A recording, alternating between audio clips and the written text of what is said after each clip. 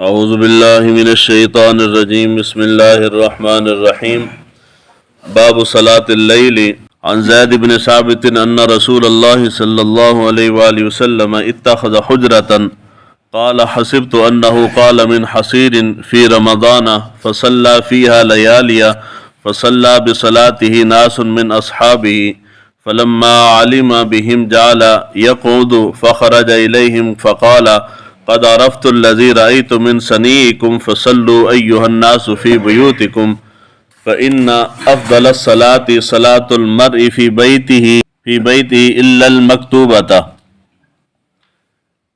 باب نمبر 81 ہے رات کی نماز کے متعلق۔ اس کی دوسری حدیث مبارکہ ہے۔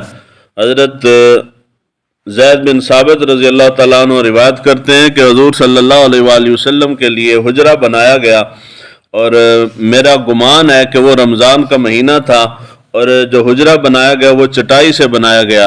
حضور صلی اللہ علیہ وآلہ وسلم نے اس چٹائی کے حجرے کے اندر کئی راتوں تک آپ نے نماز پڑھی، اور آپ کو دیکھ کے پیچھے صحابہ نے بھی نمازیں شروع کر دیں، حتیٰ کہ کئی راتیں گزر گئیں تو حضور صلی اللہ علیہ وآلہ وسلم نے اپنے حجرہ مبارک سے باہر آنا چھوڑ دیا، یعنی آپ گھر میں ہی تشریف فرما ہوتے تھے، باہر تشریف نہیں لاتے تھے۔ کچھ دن اس طرح چلا، پھر حضور صلی اللہ علیہ وآلہ وسلم ایک دن ہمارے ہاں تشریف لائے، یعنی مسجد میں تشریف لائے، اور آپ نے فرمایا کہ لوگوں، میں نے تمہارا عمل جو ہے وہ دیکھ لیا ہے، بس تم نماز جو ہے وہ اپنے گھروں کے اندر پڑھو، اور سب سے بہترین نماز وہ نماز ہے جو فرض کے علاوہ انسان اپنے گھر میں پڑھتا ہے۔ پہلی روایت جو ہے اس باب کی، اس کے اندر ہے کہ حضور صلی اللہ علیہ وآلہ وسلم کے پاس ام المومنین ام عائشہ صدیقہ آپ روایت کرتی ہیں کہ حضور کے پاس ایک چٹائی تھی، اس چٹائی کو حضور دن کو آپ بچھا لیتے تھے، اور رات کے وقت اسی چٹائی کا حجرہ بنا کے حضور صلی اللہ علیہ وآلہ وسلم اس میں نماز پڑھتے تھے۔ یہ اسی کے متعلق ہے۔ گھر کے اندر نماز پڑھنے کی بہت زیادہ فضیلت ہے۔ نماز پڑھنے سے مراد یہ نہیں ہے کہ آپ مسجد میں آنا چھوڑ دیں، گھر میں ہی پڑھیں۔ فرض نماز کے علاوہ جو نفلی نماز ہے، حضور صلی اللہ علیہ وآلہ وسلم کا طریقہ مبارک معمول یہی تھا کہ آپ گھر میں پڑھتے تھے، اور صرف پڑھتے نہیں تھے بلکہ لوگوں کو بھی تاکید کرتے تھے کہ نماز گھر کے اندر پڑھو۔ اس کے متعلق چند روایات ہیں۔ حضور صلی اللہ علیہ وآلہ وسلم نے ارشاد فرمایا کہ جب تم میں سے کوئی شخص مسجد میں فرض پڑھ لے تو اپنی نماز کا ایک حصہ اپنے گھر کے لیے رکھ لے، اللہ اس کی نماز کے سبب اس کے گھر میں خیر رکھنے والا ہے۔ یہ مسلم کی روایت ہے۔ اس کے بعد بخاری شریف کی روایت ہے، حضور صلی اللہ علیہ وآلہ وسلم نے ارشاد فرمایا کہ اپنی نمازوں میں سے کچھ اپنے گھروں میں رکھو، اور اپنے گھروں کو قبرستان نہ بناؤ۔ یہ غالباً پہلے گزر چکی ہے حدیث مبارکہ۔ اس کے بعد مسلم شریف کی روایت ہے، حضور صلی اللہ علیہ وآلہ وسلم نے ارشاد فرمایا جس گھر میں اللہ کا ذکر کیا جاتا ہو اور جس میں نہ کیا جاتا ہو، اس کی مثال زندہ اور مردہ کی طرح ہے۔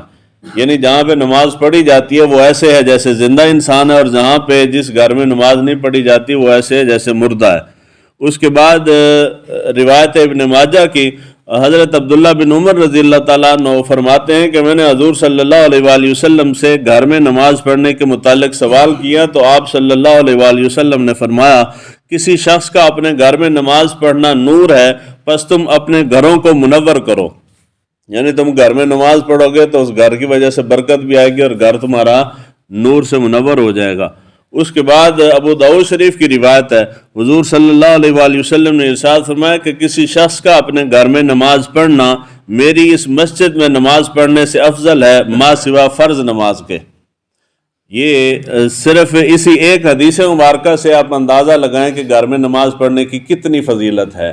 حضور صلی اللہ علیہ وآلہ وسلم، یعنی ہر مسلمان کی یہ خواہش ہے کہ مجھے مسجد نبوی کے اندر نماز پڑھنے کی سعادت ملے، لیکن حضور صلی اللہ علیہ وآلہ وسلم فرما رہے ہیں کہ میری اس مسجد کے اندر نماز پڑھنے سے بھی زیادہ افضل ہے کہ تم اپنے گھر کے اندر نماز پڑھو۔ اتنی فضیلت ہے۔ یہ صرف سمجھانے کے لیے، وگرنہ حضور کی مسجد سے افضل کوئی جگہ نہیں ہے، حضور کی مسجد ہی سب سے افضل ہے۔ تو حضور صلی اللہ علیہ وآلہ وسلم نے بڑی تاکید کی ہے، اور طریقہ جو ہے وہ بھی یہی ہے۔ ہمارے ہاں ہندوستان کے اندر یہ طریقہ رائج ہو گیا کہ لوگ آ کے وضو بھی، بلکہ استنجا بھی آ کے مسجد میں کرتے ہیں، وضو بھی یہیں کرتے ہیں، اور باقی ساری نماز یہیں پڑھ کے گھر جاتے ہیں۔ تو طریقہ یہ ہے کہ آپ پہلی سنتیں جو ہیں نماز سے پہلے کی سنتیں جو ہیں وہ گھر سے پڑھ کے تشریف لائیں، اور نماز کے بعد جو آخری نفل ہوتے ہیں وہ بھی واپس جا کے اپنے گھر میں پڑھیں۔ تو یہ جب میں کہوں نا کہ فلاں کام کرنے سے برکت ملے گی تو اس میں ہو سکتا ہے ہو یا نہ ہو، مگر حضور فرما رہے ہیں تو اس کے اندر تو شک و شبہ نہیں ہے۔ حضور فرما رہے ہیں کہ اس کام سے، یعنی گھر میں نماز پڑھنے سے اللہ تعالیٰ تمہارے گھر میں خیر لائے گا۔ آپ گھر میں پڑھیں گے تو گھر میں خیر و برکت ہوگی، دکان میں پڑھیں گے تو دکان میں ہوگی، ڈیرے پہ، حویلی میں، کھیتی باڑی والی جگہ کے اوپر، زمین میں، فصلوں کے اندر پڑھیں گے، جہاں پڑھیں گے وہاں برکت ہوگی۔ یہ فرمان تو میرے نبی کا ہے، تو اس کے اندر کوئی شک و شبہ نہیں ہے۔ اس لیے معمول یہ بنائیں اپنا کہ جب آپ جہاں سے بھی تشریف لا رہے ہیں کوشش کریں کہ نماز پہلی سنتے وہاں سے پڑھ کے آئیں، اور جب یہاں نماز پڑھ لیں تو 2 نفل جو ہے آخری وہ اپنے گھر کے لیے چھوڑیں، وہاں واپس اپنے گھر میں جا کر نفل پڑھیں۔ اللہ تعالی ہمیں دین کو سیکھنے سمجھنے کی توفیق عطا فرمائے۔